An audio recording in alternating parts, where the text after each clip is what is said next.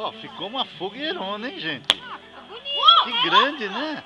Olha lá, pessoal. Eu vou mostrar para vocês aqui, ó, como deve ser acesa uma fogueira. Todo mundo acende por baixo. A fogueira em meia hora acabou.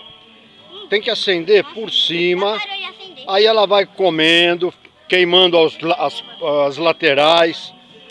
Aí até que chega no fim. Quando chegar no fim, a brasa tá prontinha para você colocar a batata, o milho, o que você quiser. Ó. Mas ela tem que ser colocada por cima. Falou, pessoal? É isso aí.